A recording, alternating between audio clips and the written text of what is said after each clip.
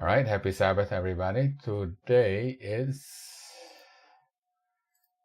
let's see, March 25, 2023. And we're still in Hebrews 11. It's taking a long time to get through Hebrews 11, but we'll just do it a little at a time. And we've been studying the faith of Abraham, the faith of, obviously, Jacob, and the faith of, we're going to also study the faith of Joseph, right? But through these patriarchs, the covenant promise was repeated to Abraham, Isaac, and Jacob, right? And what we want to know is, what does that have to do for us? How does that apply to us? The faith of Abraham, Isaac, and Jacob. How does that apply to us? Okay. All right. And, Willie is coming in.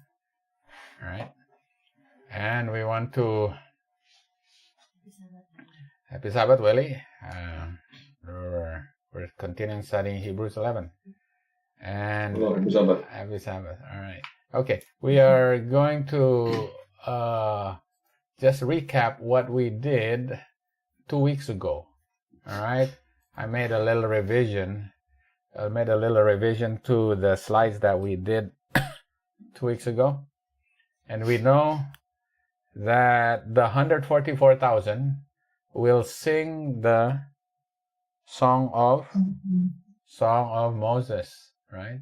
And what is the Song of Moses? When was the Song of Moses sung by the children of Israel?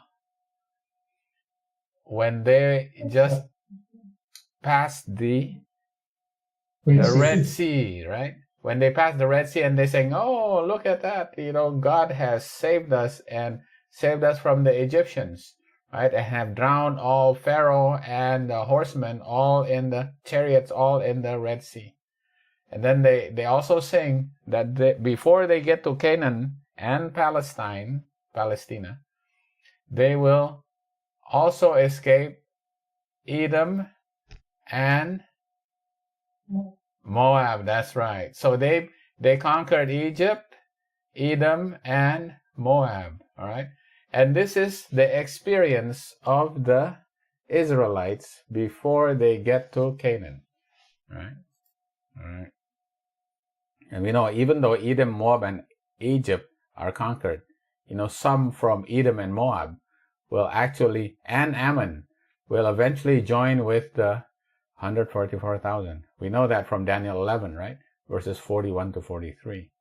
Right? And the 144,000 are they that keep the commandments of God and the faith of Jesus, right?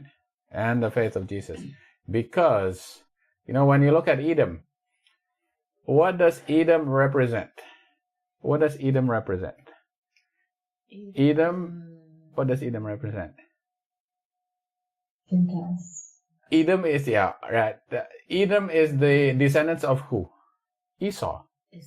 And how did Esau lose his birthright?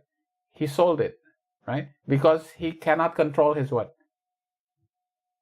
Appetite. His appetite, yeah. Edom are those who cannot control their appetite, right? And when you see that, they continue to lust for the flesh of Egypt, for the quail, right? They cannot conquer appetite, right? They cannot. They continue to break the health law, right? The natural law, all right? That's Edom.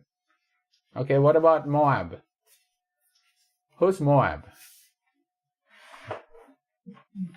Who's Moab? The daughter of Lot.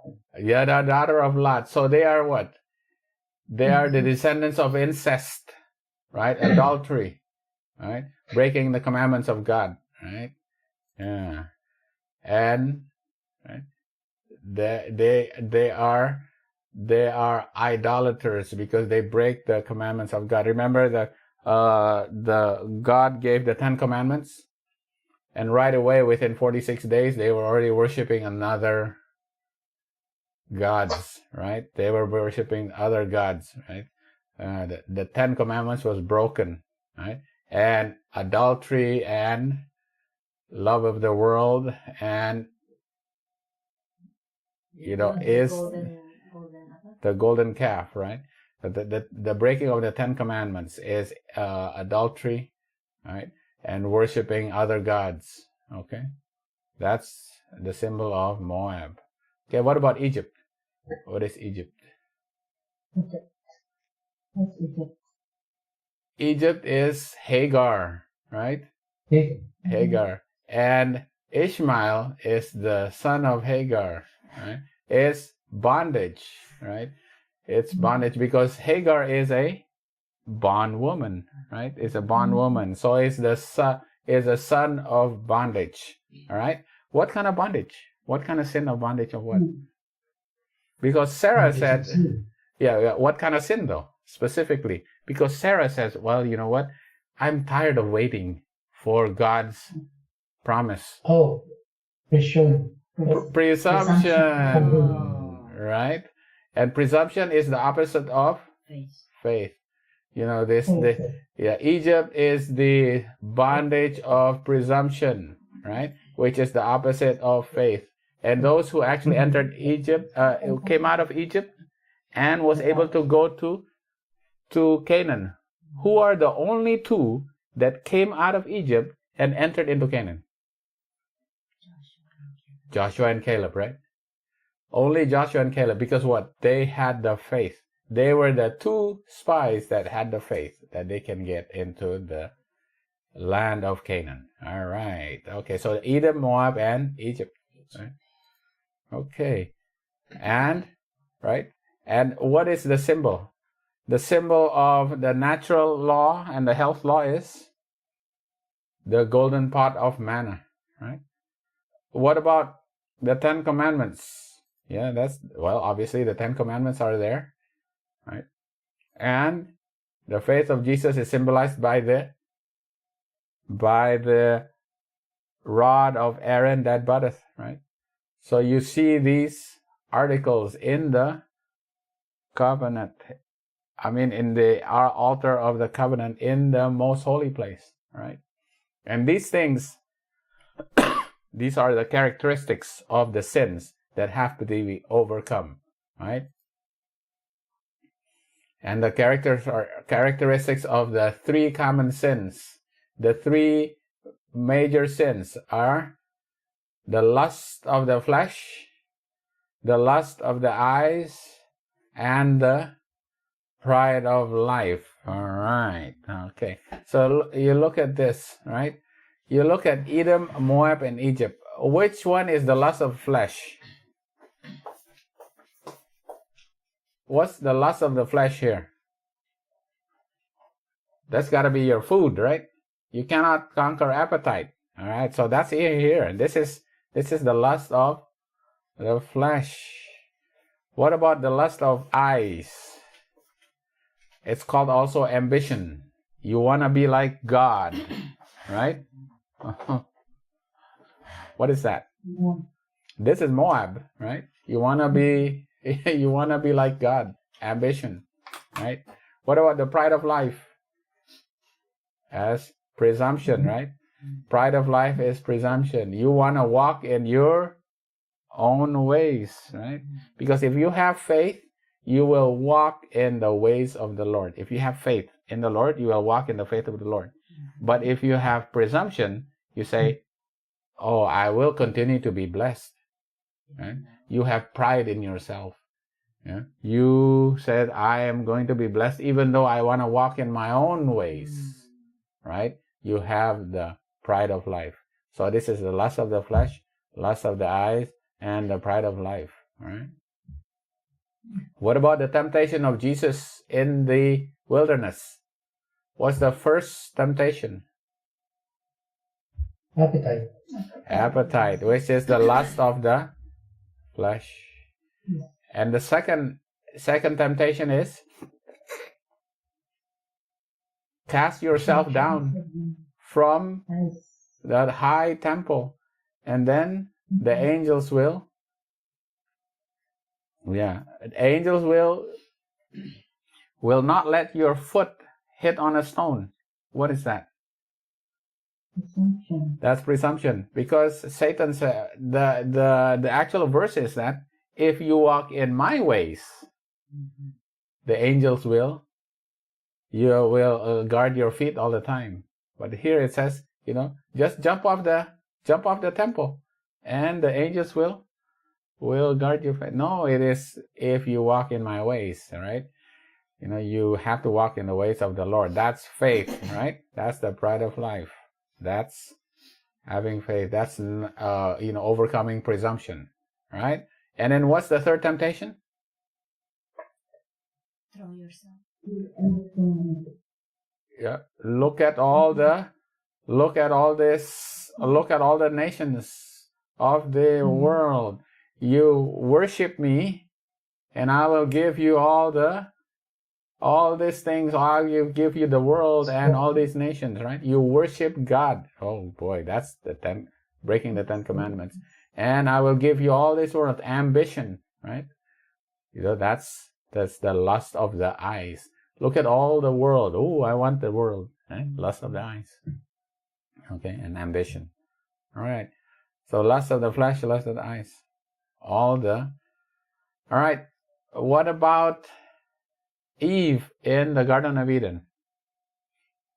And I like this picture right here. Right?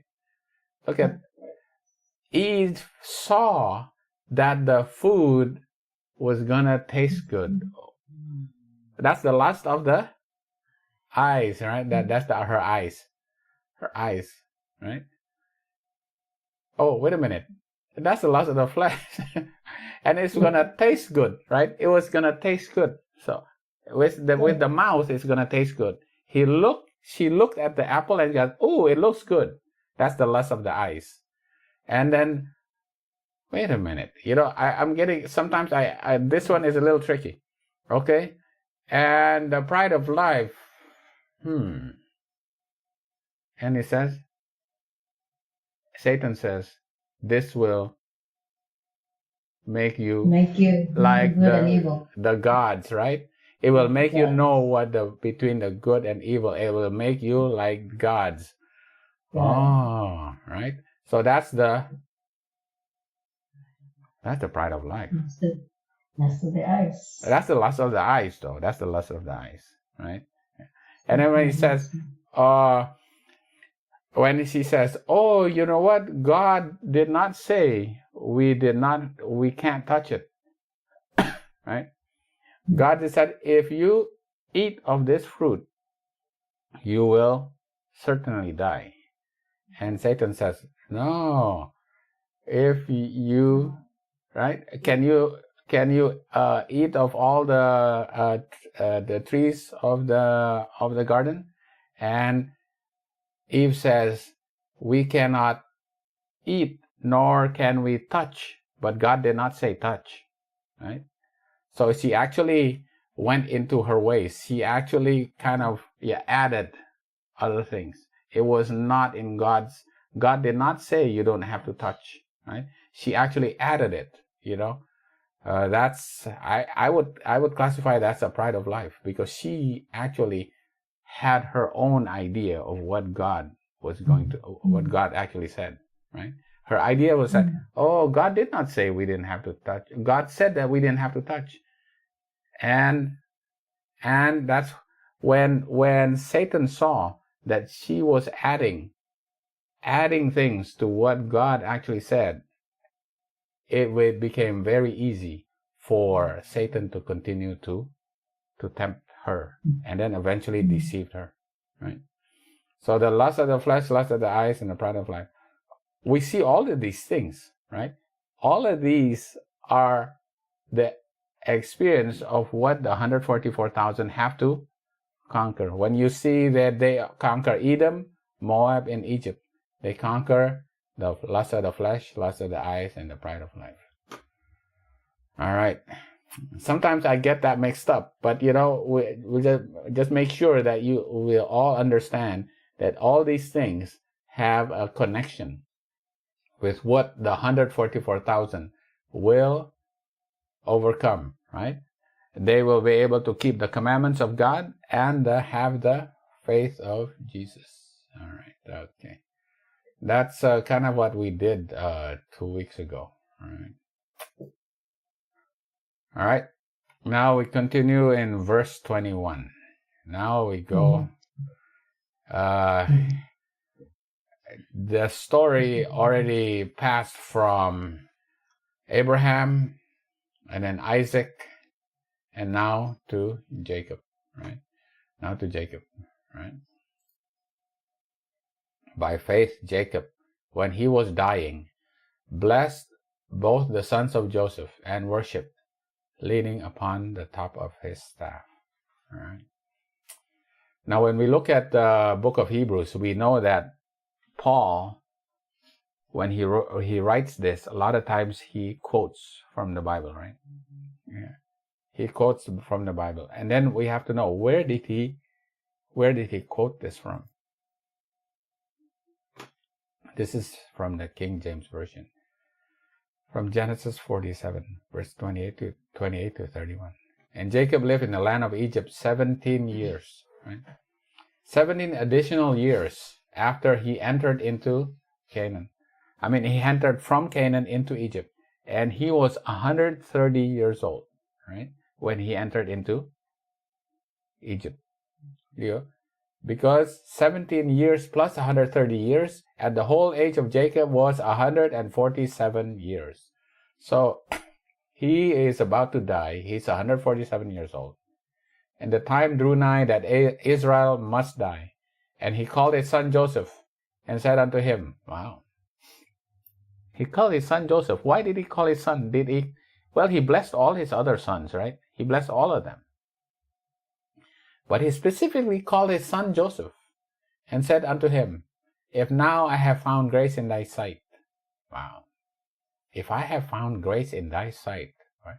Because what? It was Joseph that actually saved all his brothers and his father. Right? Prepared them a place. Had favor in the sight of Pharaoh. Right? So that they can have the land of Goshen. They can live. I pray thee, thy hand under my thigh. Oh, what is it? Thy hand under my thigh.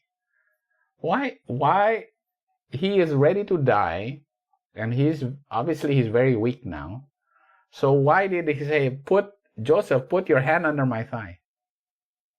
What does it mean? For us medical people, what is he looking for? A DVT or something? Or a bed sore? Put your hand under my thigh. You have to lift me up, right? You put your hands under somebody's thigh, what are you going to do? You're going to lift them up, right? Yeah. That's that's what it means. And deal kindly and true. Yeah, what's that? He needs somebody to lift him up because he cannot stand up anymore. He's old. He cannot. Yeah. He's old. He cannot stand up anymore, right? Yeah. And that's why I put your hand under my thigh, right? And deal kindly and truly with me. Bury me not, I pray thee, in Egypt. Don't bury me here in Egypt. I don't want to I'm going to die in Egypt. But I don't want my final resting place to be here in Egypt. I want my final resting place where? Yeah. But I will lie with my fathers, and thou shalt carry me out of Egypt and bury me in their burying place. And he said, I will do as thou hast said. And so Joseph said, I will do as thou hast said. And he said, swear unto me. And Joseph, swear unto Jacob. And Israel bowed himself upon the bed's head. Okay, Israel bowed himself upon the bed's head. This is KJV, right? Now, when you look at the Septuagint, right? The last verse here, and he said, swear unto me, and he swore unto him. What's the Septuagint? 8 books. Yeah, it's the this is actually the Septuagint is the Greek translation of the Old Testament, right? It's the Greek translation of the Old Testament. So because in the during the time of Paul and the time of Jesus, right, everything was written in Greek, right? It was written in the lingua franca, right? What is used as writing is actually Greek. It's written in Greek, right? So the people, they know how to read Greek. They can't read Hebrew. So the Old Testament was translated into Greek, and that's called the Septuagint, right? When you read the Septuagint, this is what the Septuagint said: "Swear to me," and he swore to him. And Israel did reverence, right? Bowed himself, reverence, leaning on the top of his staff, right? The KJV said, "And Israel bowed himself upon his bed's head." The Septuagint translated leaning on the top of his staff, right? And the book of Hebrews, Paul actually quoted the Septuagint, right? So what does that mean? Well, actually, it really just means that he could not even stand anymore, and he had to be held up. And he was so old that, for him, 147 years old, he's old. And then he had to lean on the top of his staff, right? Leaning on the top of his staff. He could not stand up anymore, right? All right. So this is when he called for Joseph. And he said, "Swear to me that you will bury me in Canaan," all right? And then what did he do? And then basically, and I put this here because Jacob decides that he is going to bless the sons of Joseph. And the sons of Joseph are? Who's the sons of Joseph? Manasseh and Ephraim. Manasseh and Ephraim. And Manasseh means made me forget, right? Ephraim is to be fruitful in the land of my affliction. To be fruitful. Ephraim means to be fruitful. And Manasseh means made me to forget, right? Because Joseph, right, he had to forget his it was a rough life being a servant. And he had to forget his rough life, and he had to forget his father's house, right? That he was the favorite son, remember? He had to forget all of that. That's why he named his son, his first son, made me forget, and Ephraim. And then, but he became fruitful, right? In the land of Egypt. Right? Okay. As he felt death approaching, he sent for Joseph, still holding fast the promise of God respecting the possession of Canaan. Right? He's still holding fast to the everlasting covenant that was given to Abraham, right? And to Isaac, right? And remember,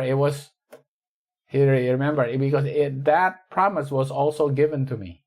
And he said, "Bury me not, I pray thee, in Egypt, but I will lay with my fathers." He said, because the covenant was given also to Jacob. And Jacob says, "I don't want to be buried all the time in Egypt." God already promised me that I'm going to go back to Canaan, right? Yeah. "I will lay with my fathers. Thou shalt carry me out of Egypt and bury me in their burying place." Joseph promised to do so, but Jacob was not satisfied. He acted a solemn oath to lay him beside his fathers in the what? The cave of Machpelah. All right. Okay. Well, how significant is this? Is this significant? Well, there is a significance to this. And I think you will figure out why is this significant. So Jacob says, "I want to be buried. And I want to be buried with my fathers in Machpelah." Right? All right. Who else was buried in Machpelah? Well, obviously, who's his fathers? Abraham buried Sarah, his wife, in the cave of Machpelah, right? So Sarah was buried there, right? And who else was buried in Machpelah? Isaac and Ishmael buried Abraham in Machpelah. So Abraham and Sarah was buried right there. Okay. Who else was buried in Machpelah?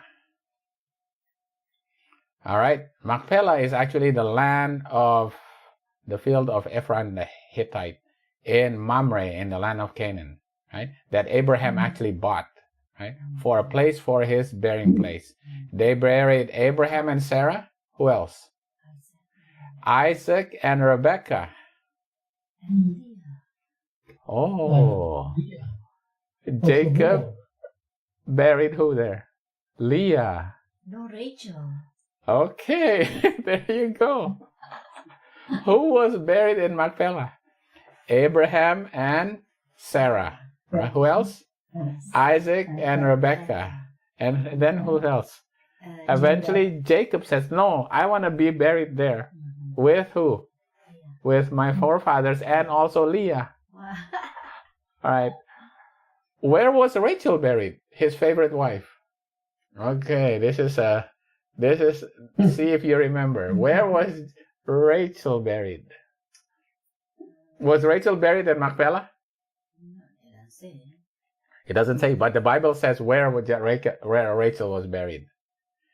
Rachel was buried in Bethlehem. Rachel was not buried in Machpelah. Right? So what's the significance of Machpelah then? All this, right? What was the significance? Do you see him? Who was buried there?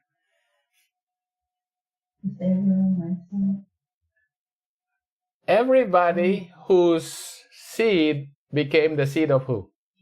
Jesus. Did the seed of Jesus come through Rachel? No.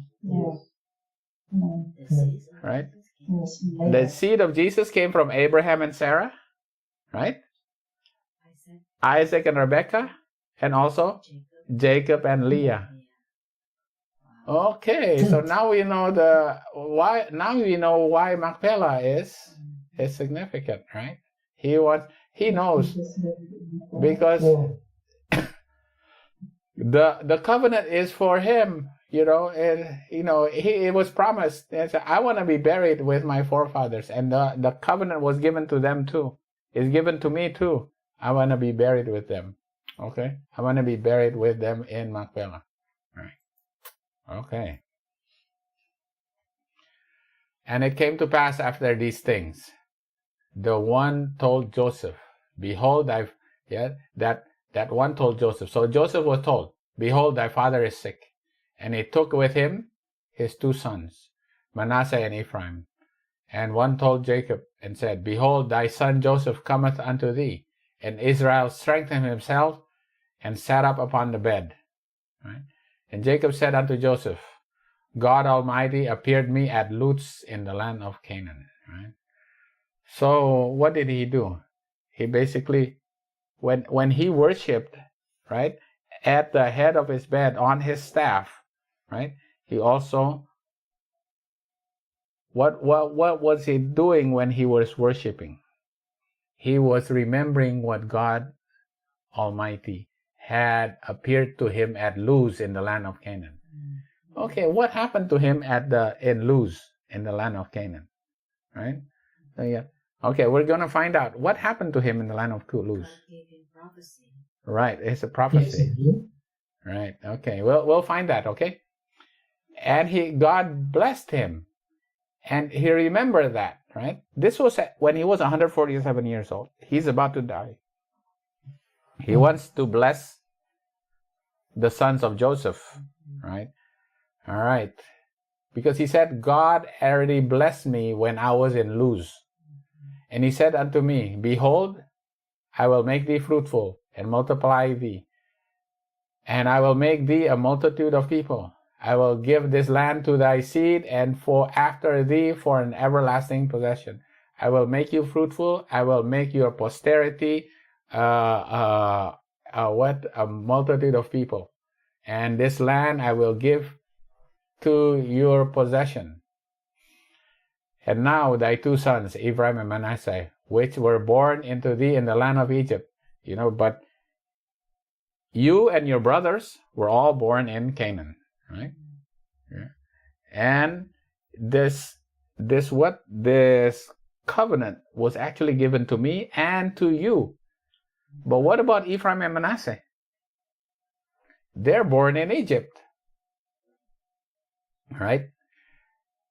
And which were born into thee in the land of Egypt before I came unto thee in Egypt. They are mine, as Reuben and Simeon, they shall be mine. They said, your sons, I want them. They have to be mine as well, just like Reuben and Simeon. Why did Ephraim and Manasseh were compared to Reuben and Simeon? Who's Reuben and Simeon? Obviously, the two oldest sons, right? The two oldest sons. So Ephraim and Manasseh are the two boys who wants to be now joined with the other sons, right? I want them also. These are the two youngest sons of yours. I want them just like Reuben and Simeon. Reuben and Simeon are my two oldest sons, right? And thy issue. What is thy issue? And thy issue. And what comes from you? Your posterity, right? And thy issue. What?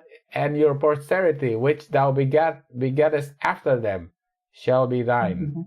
Shall be called after the name of their brethren in their inheritance, right? So they will also, your posterity, right? Joseph's posterity through Ephraim and Manasseh, right, will also receive the inheritance with all you, Joseph's brothers, right? They will join into the 12 tribes also, right? Right. So Ephraim and Manasseh has to be blessed as well, right? And that's why he had to bless Ephraim and Manasseh, right? But let's see, when was it that Jacob went to Luz? Okay. And he says, I remember when he was worshiping God, he said, I remember God. God blessed me when I was at Luz, right? And he blessed me because he promised me that he will make me fruitful and multiply me and make my posterity a multitude of people and give this land to my posterity, right? When did he do that? In Luz. Okay, that's a good one, actually. But Luz was actually earlier, right? He had run away from his father's tent, right? To go to his uncle's house.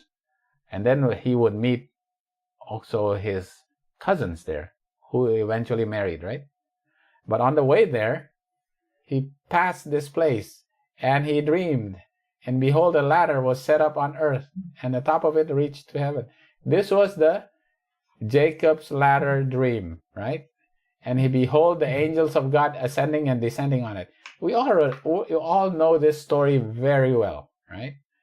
And behold, the Lord stood above it and said, I am the Lord God of Abraham, thy father, and the God of Isaac.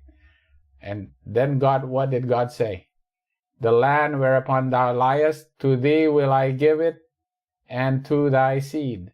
And thy seed shall be as the dust of the earth, and thou shalt spread abroad to the west, and to the east, and to the north, and to the south.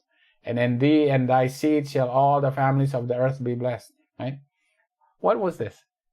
This is the everlasting covenant, right? Do you recognize this? Have you heard this before? No. Yeah. This was given to who before? Abraham and Isaac. It is also given to Jacob also, when he was at Luz, right? And behold, I am with thee, and I will keep thee in all places whither thou goest, and will bring thee. See? What did God promise?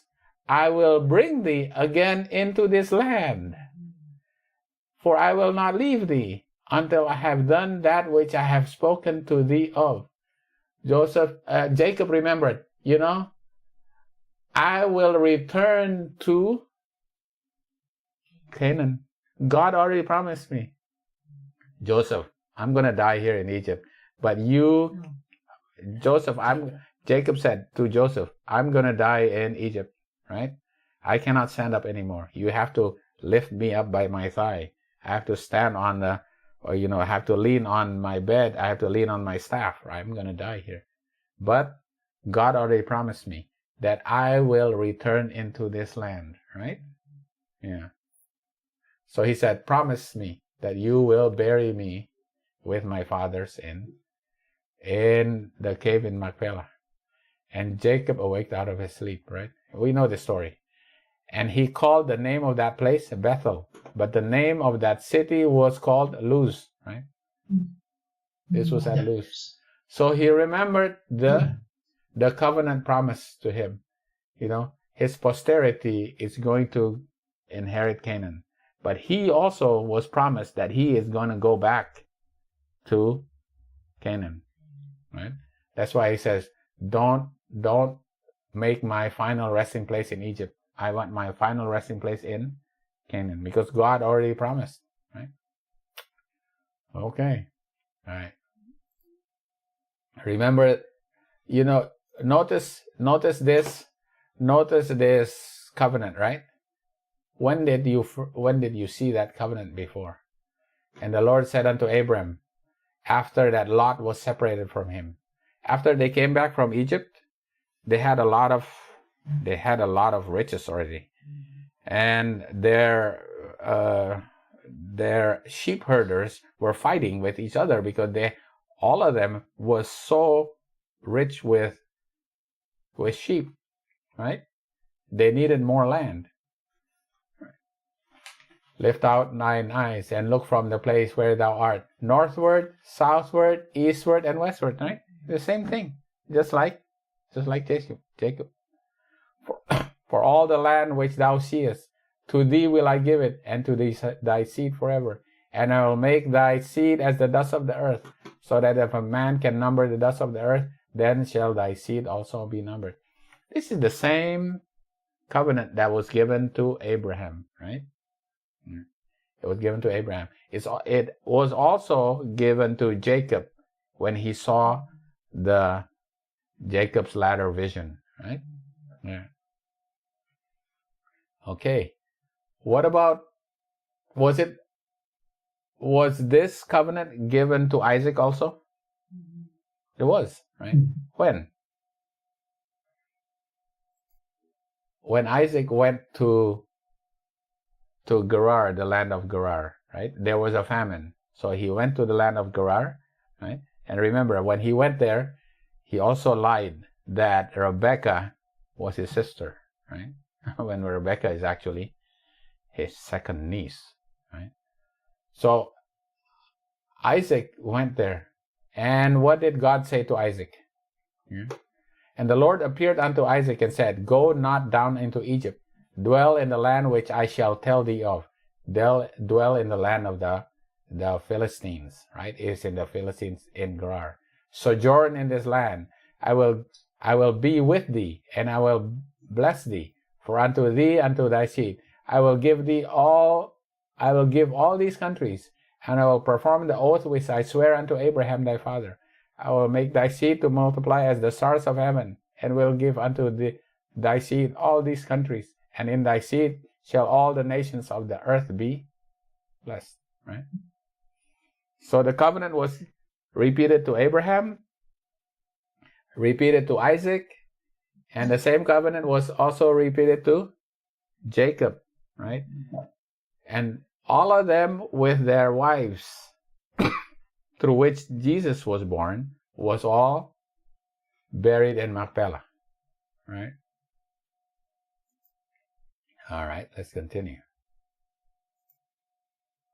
Another important matter demanded attention. The sons of Joseph were to be formally instated among the children of Israel, right? Because they had not been formally instated, right? They were born of who? Joseph, coming for a last interview with his father, brought him Ephraim and Manasseh. These youths were connected through their mother with the what? The highest order of the Egyptian priesthood, right? because their mother was a daughter of an Egyptian priest. And the position of their father opened to them the avenues to wealth and distinction, right? Because Joseph was given a lot of wealth, and he was given a lot of honor in Egypt. So his sons were very privileged, right? Should they choose to connect themselves with the Egyptians, it was Joseph's desire, however, that they should unite with their own people. He manifested what? His faith in the covenant promise, right? Yeah. He says, no, I don't want the sons of Joseph, because the sons of Joseph, right, will also have to inherit Canaan, right? I don't want the sons of, my descendants, Ephraim and Manasseh is my descendant also. They all have to inherit Canaan. They have not been formally blessed, right? Ephraim and Manasseh has not. Besides, their mother is a descendant of an Egyptian priest, right? So I have to formally get them into the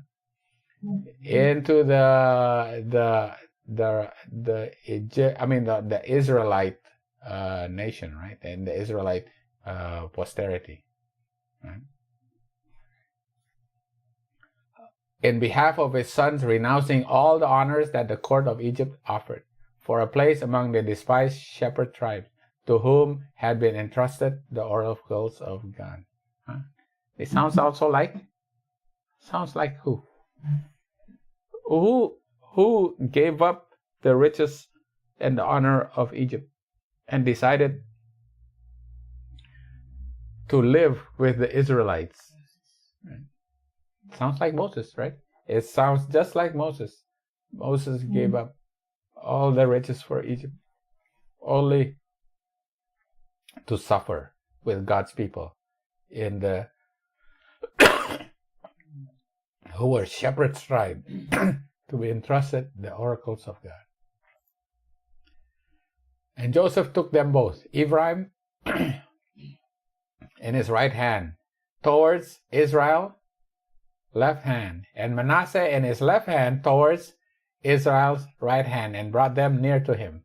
Why did he do that? He wanted to put Ephraim onto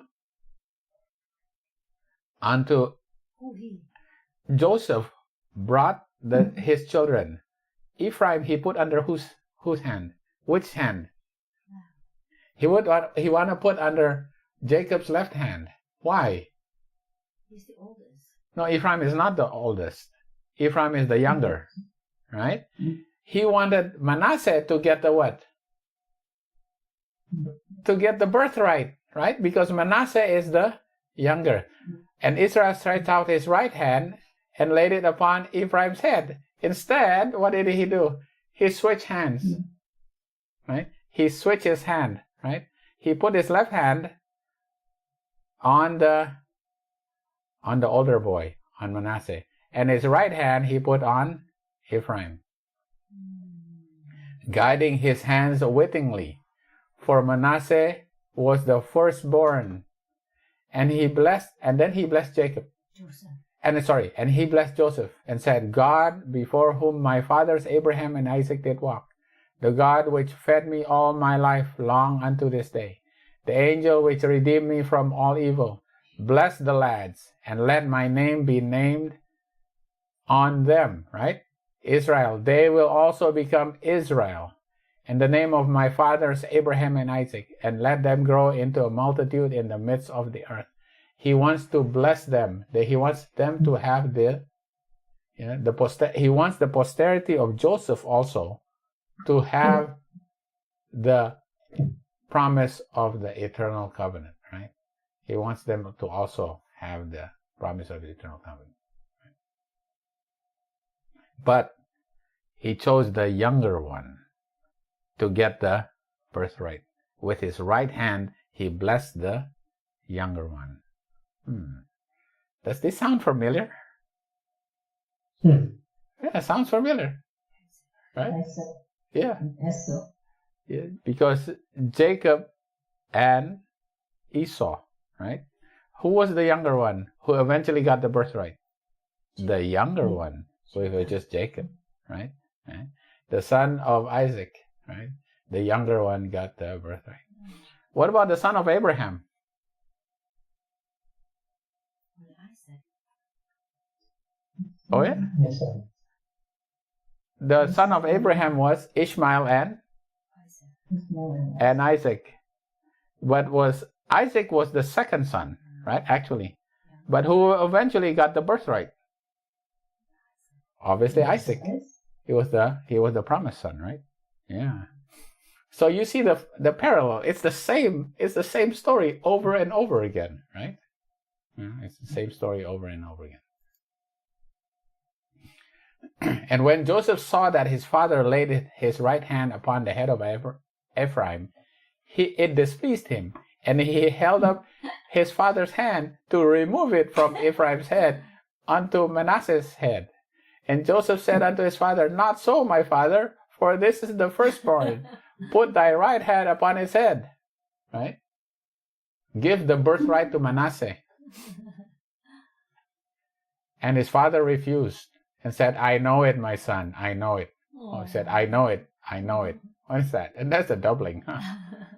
He also shall become a people, right? And he also shall be great. But truly his younger brother shall be greater than he, and his seed shall become a multitude of nations, right? Wow. Ephraim will be bigger than Manasseh, right? Ephraim will be bigger than Manasseh. Okay, Ephraim is going to be blessed more, right? Yeah, Ephraim is going to be bigger than Manasseh. Okay, remember when Rebecca was pregnant? And he felt, oh boy, there's two boys. There's something struggling inside my womb here. And the Lord came to him and said what? Came to her, and the Lord said unto her, 2 nations are in thy womb, and 2 manner of people shall be separated from thy bowels. And the one people shall be stronger than the other people, and the elder shall serve the younger. It's the same, right? Yeah. And then when Rebecca knows this, and Jacob is Rebecca's favorite, right? Yeah. And Rebecca says, no, you have to get the birthright. So they tricked Isaac, right? They trick Isaac and says, okay, put on some fur, right? And rub yourself with some meat and go to your father, right? And ask the blessing. And so when Isaac blessed Jacob, under false pretense, right? Yeah. How did he bless Jacob? Thinking that it was Esau, right? Isaac said, therefore God give thee of the dew of heaven, and the fatness of the earth, and plenty of corn and wine. Let people serve thee, and nations bow down to thee. Be Lord over thy brethren. You will be the Lord over your brethren. Jacob, you will be Lord over Esau, right? And let thy mother's son bow down to thee. Cursed be everyone that curseth thee, and blessed be he that blesseth thee, right? Yeah.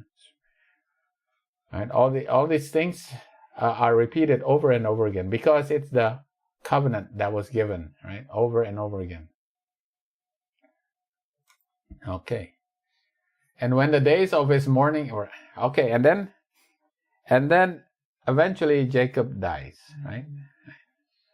And when the days of his mourning were past, Joseph spake unto the house of Pharaoh, right, saying, If now I have found grace in your eyes, speak, I pray you, in the ears of Pharaoh, saying, My father made me swear, saying, Lo, I die in my grave which I dig for me in the land of Canaan. So there shalt thou bury me. Now therefore let me go up, I pray thee, right? And bury my father, and then I will come again. And Pharaoh said, Go up and bury thy father, according as he made thee swear.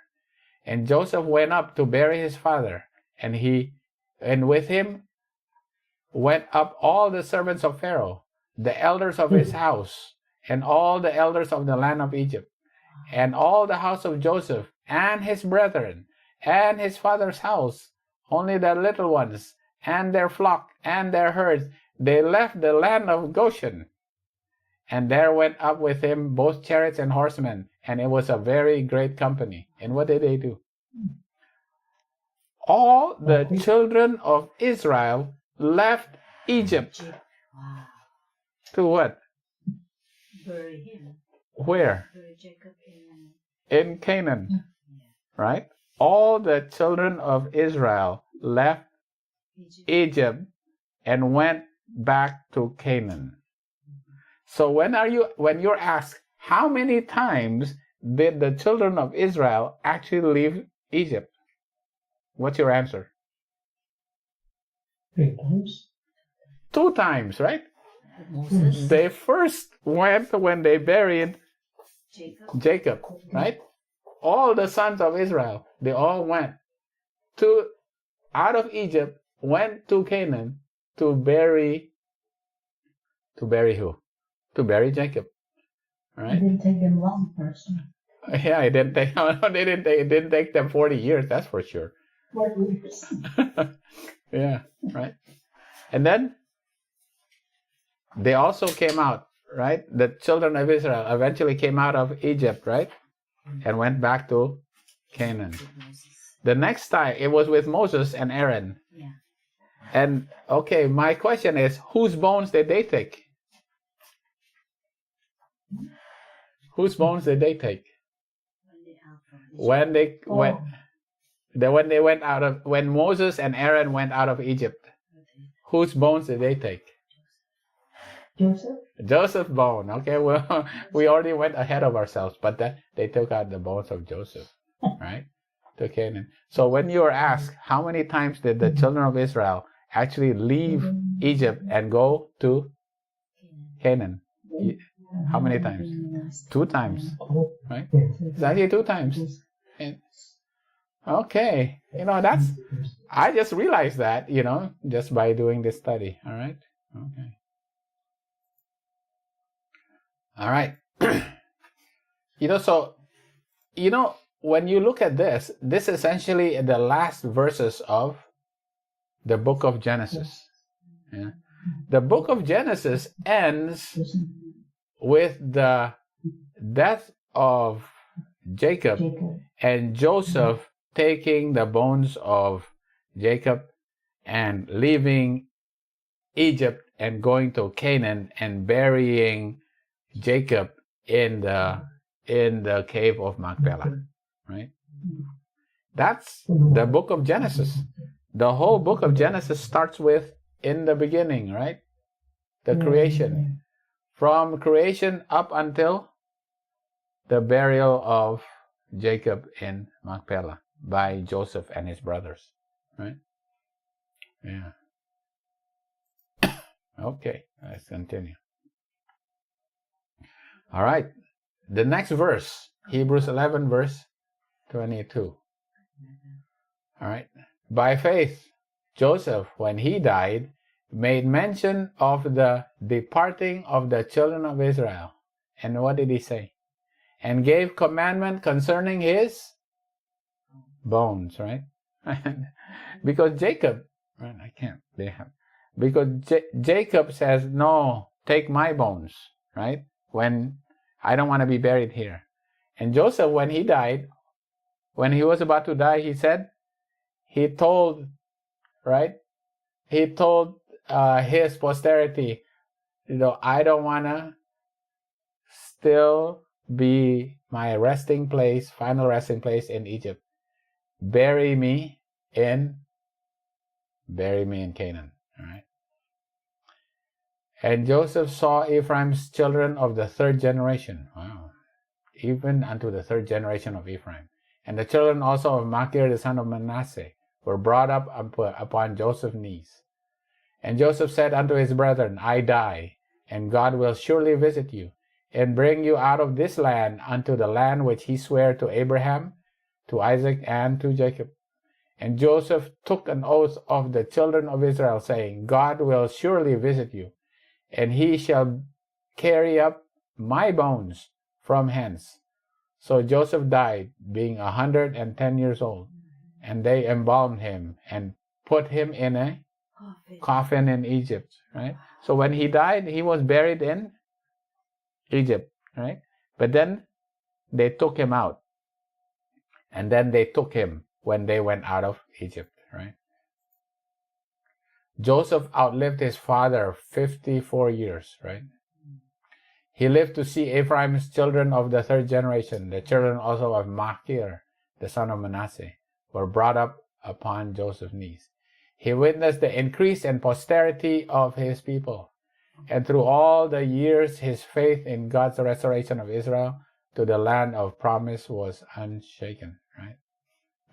He continued to believe. He was never unshaken of the promise of the eternal covenant. Yeah? He remained, his faith was unshaken. So this is the faith of Abraham, Isaac, Jacob, Joseph. All these patriarchs, their faith in the eternal covenant was unshaken, right? And this is why the book of Hebrews 11 was written, right? That we have to continue to have the faith in the eternal covenant, right? Just like the patriarchs had it, all right? When he saw that his end was near, he summoned his kinsmen about him, honored as he had been in the land of Pharaohs. Egypt was to him out the place of his exile. His last act was to signify that his lot was cast with Israel. His last words were, God will surely visit you and bring you out of this land unto the land which he swore to Abraham, to Isaac, and to Jacob. And he took a solemn oath of the children of Israel. They would carry up his bones with them to the land of Canaan. So Joseph died, being 110 years old, and they embalmed him, and he was put in a coffin in Egypt. And through the centuries of toil which followed, the coffin, a reminder of the dying words of Joseph, testified to Israel that they were only sojourners in Egypt, and bade them keep their hopes fixed upon the land of promise. For the time of deliverance will surely come. Wow, that's amazing, huh? Right? And Joseph continued to remain faithful to that covenant. He knew that covenant will be fulfilled. You know, even him, right? Because he's the what? He holds the birthright, right? He holds the birthright. Even though Jesus was not born from his posterity, right? He still had the birthright, right? He was blessed with the birthright. The 400 years had been fulfilled, right? 400 years from what? When they came out of Egypt, 400 years were fulfilled. 400 years from what? You remember 400 years from what? 400 years from the mocking of Isaac, right? It came to pass the selfsame day that the Lord did bring the children of Israel out of the land of Egypt by their armies. In their departure from Egypt, the Israelites bore with them a precious legacy in the bones of Joseph, which had so long awaited the fulfillment of God's promise, and which during the dark years of bondage had been a reminder of Israel's deliverance, right? They had to bring the bones of Joseph, right? All right. Okay. All right. 400 years, right? It started with the mocking of Isaac. And the child grew and was weaned, and Abraham made a great feast the same day that Isaac was weaned, and he was 5 years old. And Sarah saw the son of Hagar the Egyptian, which had born unto Abraham, mocking. So the son of an Egyptian was mocking the son of the promise, right? This was the beginning of the entreating of the children of the promise, right? Right. The children of the posterity of Abraham. The posterity of Abraham was being entreated by who? The son of Hagar the Egyptian, right? Wherefore he said unto Abraham, cast out this bondwoman and her son, for the son of this bondwoman shall not be heir with my son, even with Isaac. All right. So Ishmael was cast out, right? Remember, Isaac is not the oldest son, right? The oldest son is actually Ishmael, right? But Isaac is the beloved son, and he was eventually called the firstborn, right? He was the beloved. He was the begotten son, right? He was begotten son. He said, when God told Abraham, sacrifice your only begotten son, right? Is that promised son, right? It was Isaac, right? Isaac was the begotten son. He was the beloved son. And he was mocked, right? He was entreated by his half-brother, his older brother, right? Okay. What happened to Joseph? Joseph was the beloved son, right? He was the beloved son. Just like Isaac was, right? Joseph was the beloved son of Jacob, just like Isaac was the beloved son of Abraham and Sarah, right? Yeah. But what happened to him? He was entreated by who? No, by his 10 other older brothers. Remember, 10 older brothers who are what? Who are his half-brothers. Just like Ishmael was the older half-brother of Isaac, right? His 10 older brothers they were all his half-brothers, right? Yeah. Yeah. And they entreated him, right? And who did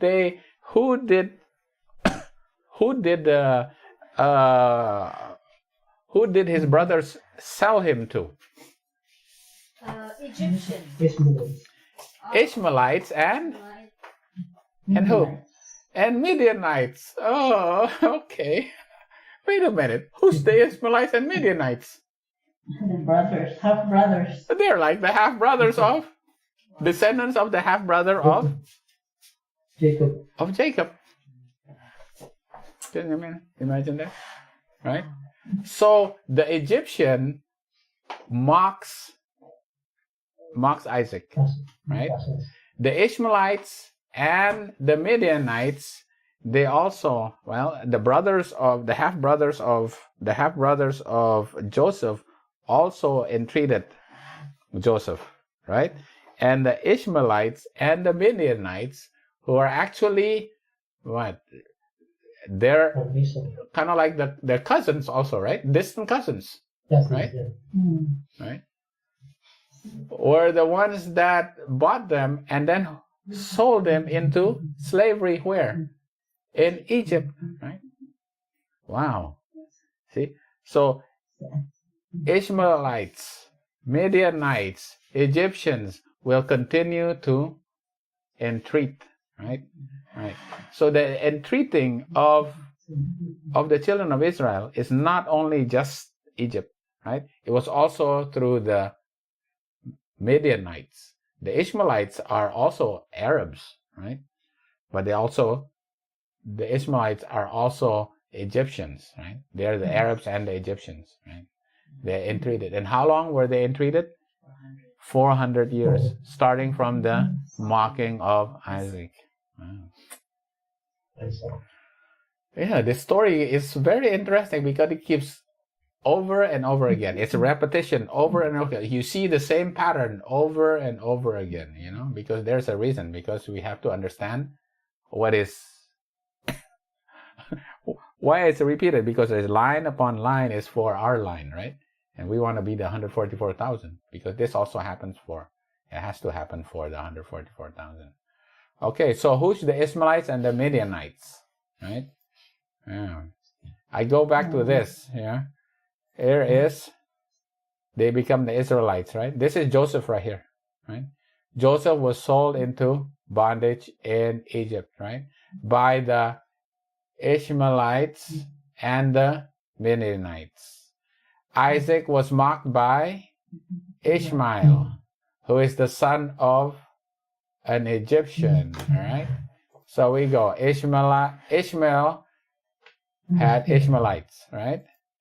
And Midian had the Midianites, and Edomites, and the Amalekites. And here is Moab and the Moabites and the Ammonites, right?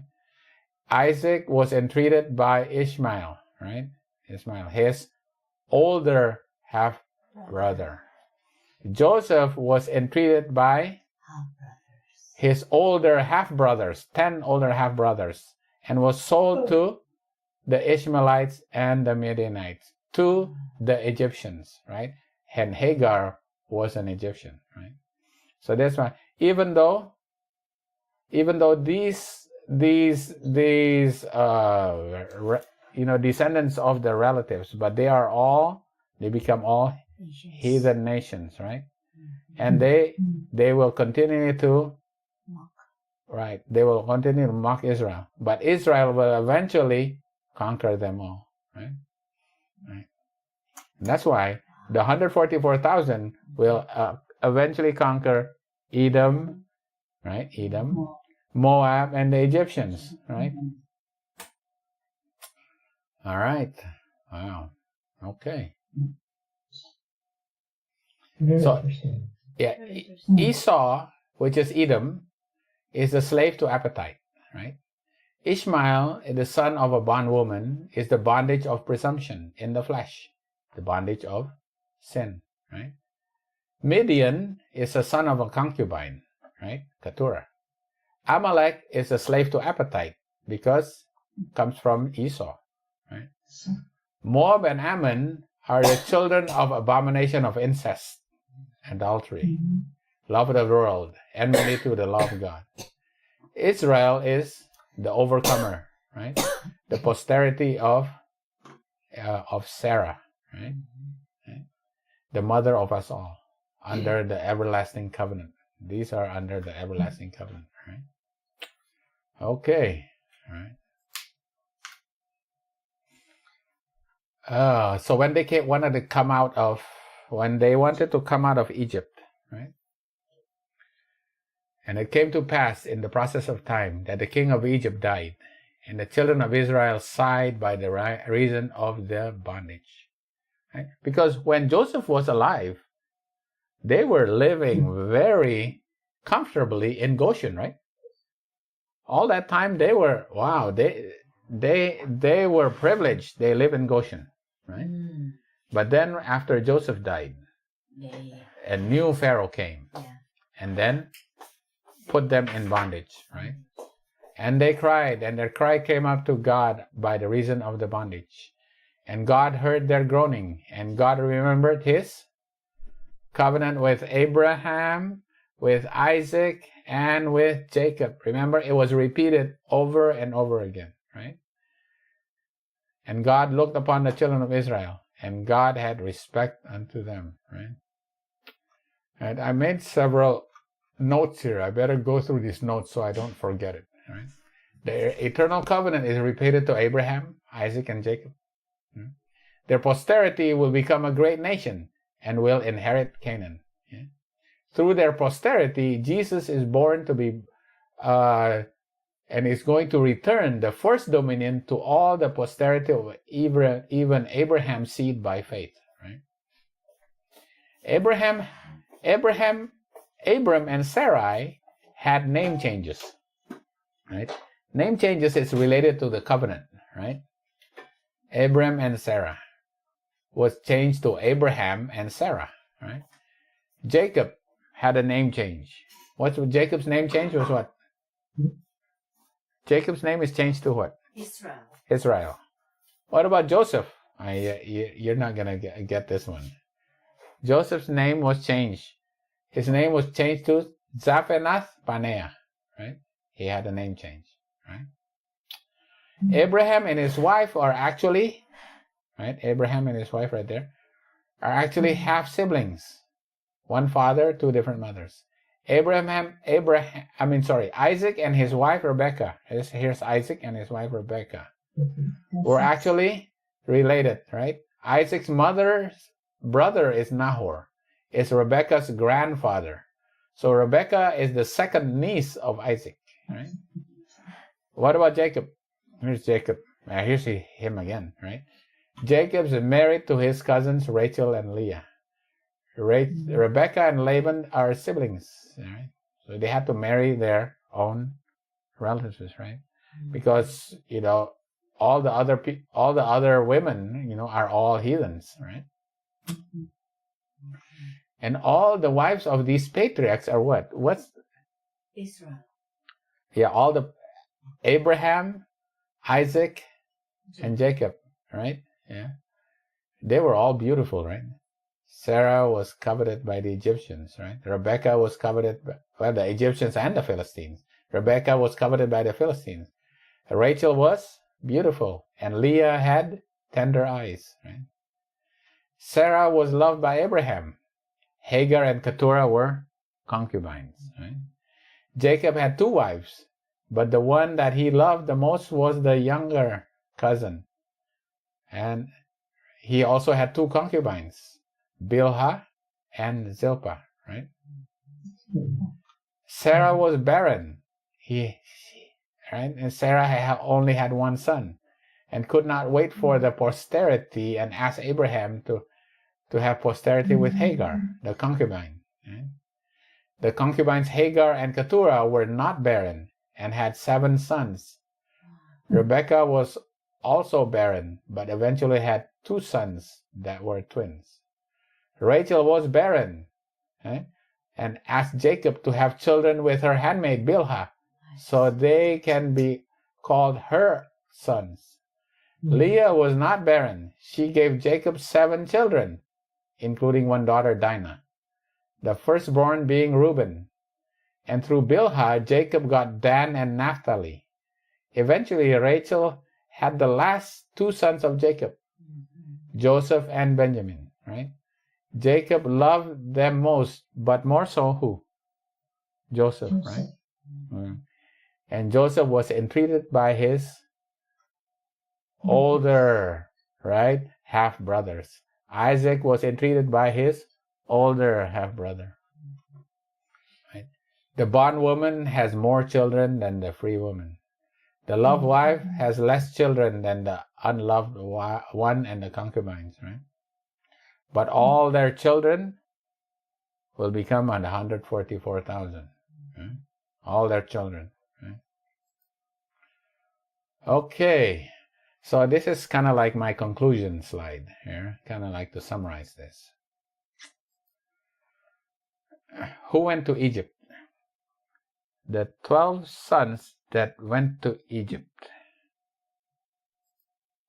Reuben, in the order of their, from the eldest to the youngest. Reuben, Simeon is the second one, right?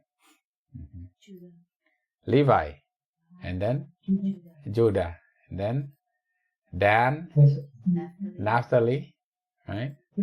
Gad, Asher, Issachar, and Zebulun, and then Joseph and Benjamin.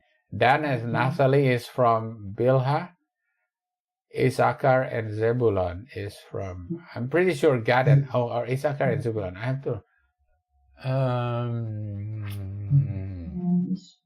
anyway, 6 of these sons are from Leah, right? 2 from Bilhah, 2 from Zilpah, and 2 from Rachel, right?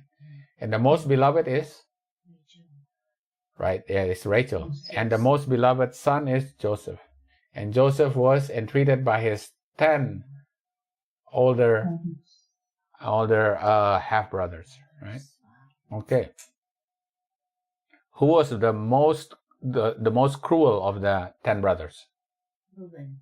Simeon. Simeon was the most cruel, right? That's why Simeon was kept in prison, right? When the other brothers went back to get Benjamin, right? That's why Simeon was kept in prison, right? Simeon was the most cruel of them. And that's what Ellen White said. It doesn't say so in the Bible, right? But you see it. All right. And then they inherited, the tribes inherited the land in Canaan, all right? Now, when you look in the land of Canaan here, right, and maybe a little bit, but look at Simeon. Simeon actually get a piece of land in the middle of Judah. Wow. And then when you look at all these cities of Simeon, all these cities eventually was usurped, was eventually taken over by Judah, such that there's no more land of Simeon. Yeah, you kind of, oh, that's what you get for being the most cruel, right? Eventually your land is, you don't even have a land actually. Even though you were given a land, that land was eventually given to Judah, right? Right, it was usurped. Now the other thing is that look at Dan. Dan was actually given this land. When you look at what was given, Dan was given this land right here. But eventually, Dan, when they went there, they said, no, we don't like this land. And then they all migrated and went all the way up to here in this place, right to the north here. And they made their land right here. That's why Dan, there's a small land here that was actually given to Dan. But then Dan went up here. They said, we don't want this land. And they went all the way up to here. And there's a town called Dan here. And that's why Dan migrated of Dan up to Dan right there. Okay? All right. That is significant. We'll find out why that is significant later. Okay? All right. Okay. What's the 12 tribes that have lands in Canaan, right? Out of these 12 tribes that went to Egypt, who are the ones that do not have land in Canaan? Levi and who? Dan. No. Levi. Dan has land. Who's out of these 12? Who does not have land? Levi. Levi, right? Levi does not, because they become priests. Who's the other one that don't have? Levi became the priest, right? Who's the other one that doesn't have land there? Benjamin? No, Benjamin obviously has land, right? Benjamin has land. Reuben has land. Reuben has land right there. Who's the one that doesn't have land? Joseph. Joseph doesn't have land. Why? Oh. Joseph is actually blessed. He actually has, right, he is actually double blessed. Joseph is blessed. He has the birthright. As a matter of fact, his land was he got 2 lands through Ephraim and Manasseh. Ephraim and Manasseh. So in Canaan. Oh, I see. Right? So Canaan is here. Asher, Dan, Ephraim, Gad, Issachar, Manasseh, right? Naphtali, Reuben, Simeon, Zebulun, Judah, and Benjamin. And then these 10 became the 10 tribes of the north, and these 2 became the 2 tribes of the south. Right? Which one was the greatest? The greatest out of Judah and Benjamin. Which one is the greatest? Judah became the greatest, right? That's why it's called the 2 southern tribes is called Judah. What about the 10 northern tribes? They're sometimes called Israel, but more commonly they're called what? Ephraim and Manasseh. They're called Ephraim, right? They're not called Manasseh. They're called Ephraim. Why? Ephraim became the largest tribe, right?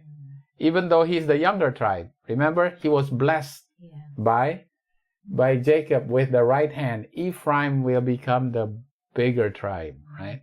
As a matter of fact, the 10 tribes of the north is called Ephraim because Ephraim, right, was blessed by Jacob, right? Ephraim became the blessed. Okay. All right. Let's see what else. All right. Okay.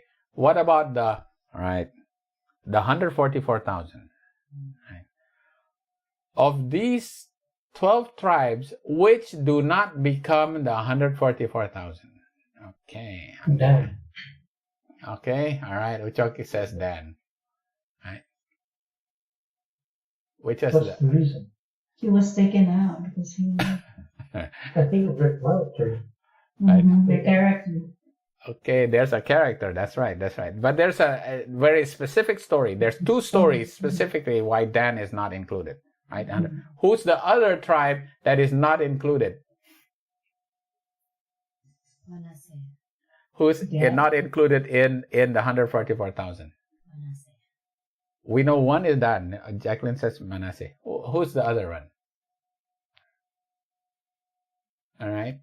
You know, it's nice to just do this over again. We've done this, but it's sometimes easy to forget, right? The other tribe, even though they become the biggest tribe of Ephraim, was not in the 144,000. Dan and Ephraim is not included in 144,000. Wonder why. Okay, all right. I'm gonna tell you why. All right. All right. Here's the 144,000. All right. Judah. Right. This is how it's presented in Revelation 7, right? Revelation 7. Okay, Judah, Reuben, Gad, Asher, Naphtali, Manasseh, Simeon, Levi, Issachar, Zebulun, and Joseph. Wow, Joseph now included, right? And who's included now? Levi. Joseph and Levi, right? Joseph and Levi was not here. But Joseph and Levi is now there because now they replace, Joseph and Levi replace Dan and Ephraim. Why? Okay, the story is like this.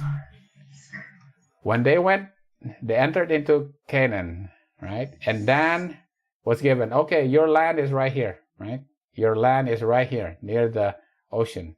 Dan went over there and he said, oh, we don't like this land. They decided they want to go, right? They migrated here. This is the migration of Dan. They migrated up over here, right? In the process of migrating here, they went to the land of Ephraim. And they got some idols. In detail. And they started worshiping idols. And they set up their land up in Dan. Dan is the first one that started to worship idols, even as they went into. And they did not like the land that they were given. Right? That's why Dan is not included. Right? Why was Ephraim not included also? Ephraim also was the one that gave those idols, right? To Dan. Yeah. Okay, let's get the story. Let me get my story here a little bit. Okay. All right. While passing through Ephraim, they took the idols from a home in Ephraim, right? And they recruited a Levite to serve as in a false temple in the new territory in Dan here, right? Dan became the first tribe to embrace idol worship, right? The tribe of Ephraim was the source of the idols, right? And they aided and abetted the Danites to bring idolatry into the land of Israel, right? Okay, that's one story, you know, but there is another story for why Dan and Ephraim does not become the 144,000. Okay? The other story is like this. It's kind of like a quiz to you also. Who's the first king of the 10 tribes of the north? Who's the first king? No. The first king of... Oh, there you go. Very good, Jeroboam. All right. My question is, What tribe is Jeroboam from? From the servant. Oh. What tribe is Jeroboam from? Judah. No, Judah is the south. Judah is the 12 tribes from the south. Who's the tribe? Because Rehoboam is the son of Solomon, right? Who's from the tribe of Judah. So Rehoboam is from Judah. The 10 northern tribes is Jeroboam, right? Jeroboam is from the tribe of who? Ephraim. Would you say Dan or Ephraim? It's from the biggest tribe. It's from Ephraim, all right? It's from Ephraim. Okay. What is so bad about Jeroboam? What did he looked at the people, Idols. right? He looked at the people, and all the people were going to Jerusalem. Yeah. Wait a minute. We are now actually rivals with Judah. But all you guys are actually going to Jerusalem and worshiping in the temple there. No, we can't do that. We're going to set up our own temples. So what did he do? He actually built Altar. Well, he built altar, but how many golden calves did he make? Oh. He actually built 2 golden calves, right? And he made temples.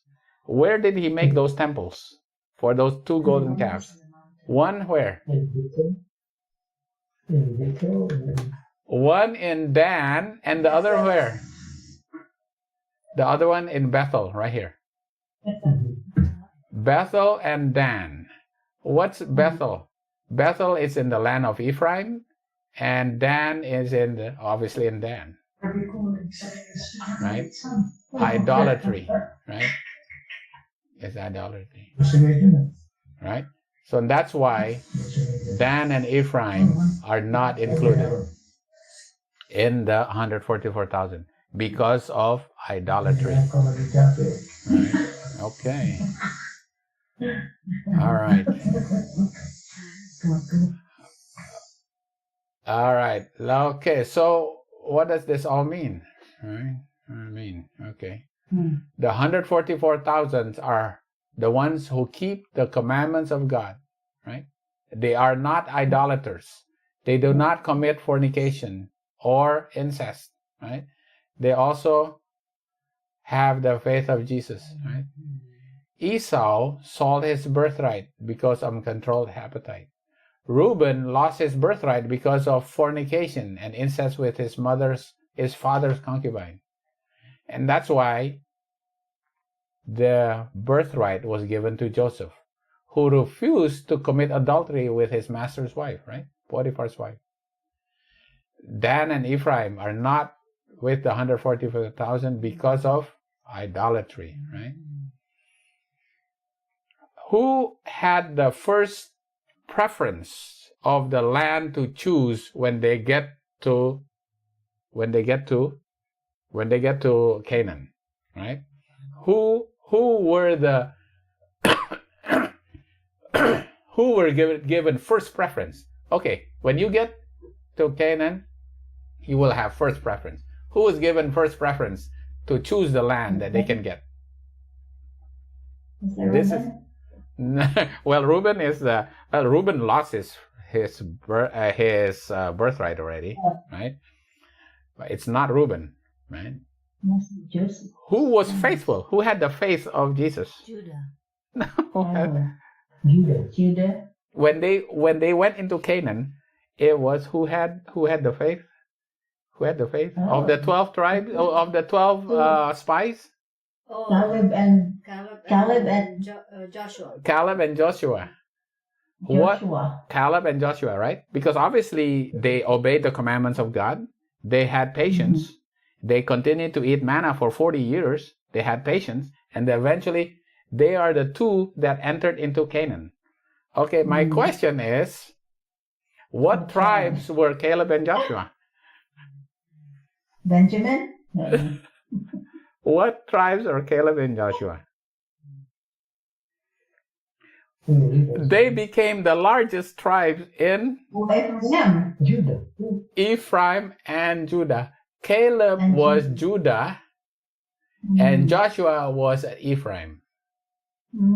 Joshua is the descendant of Ephraim, and Caleb was descendant of Judah. And that's why they got the best land, and their posterity became the largest, right? Ephraim and Judah. Right? Yeah. This one is big. But who had the best blessing, you would say? Judah. Judah, right? Judah had the best blessing because out of his seed is born Jesus. Jesus. Jesus. And from his feet, the scepter will not pass from Judah's feet, right? He will always be the ruler. He will also be the lawgiver, right? Yeah. He will also always be the lawgiver. That's the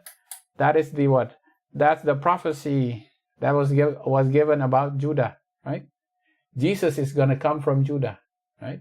He had the best blessing, even though he's the fourth son, right? He has the best blessing. He becomes the ruler, and from his seeds comes Jesus, right? All right. Okay. Wow. So to summarize, the faith that is mentioned over and over again by Paul in the book of Hebrews, manifested by these patriarchs, is the faith in the covenant promise given to Abraham, Isaac, Jacob, and also Ephraim and Manasseh, that their posterity, the 12 tribes of Israel, will become a great nation, will come out of bondage of Egypt and inherit the promised land of Canaan. Right? What's the application for us? The object lesson of studying the faith of these patriarchs. Why do we have to study these patriarchs? That we have to continue to have the faith of Jesus in believing that as the high priest in the most holy place, Jesus is preparing the promises of the eternal covenant, that he will write his laws in our hearts, right? He will forgive our sins and blot out the records of it from the books in heaven and will not remember it anymore. That's the promises of the eternal covenant, right? And the only way that he can, fulfill that promise is through his work in the most holy place. That's why we have to have the faith of Jesus, right? That he is able to do this, right? He is looking for a people whose character he can mold.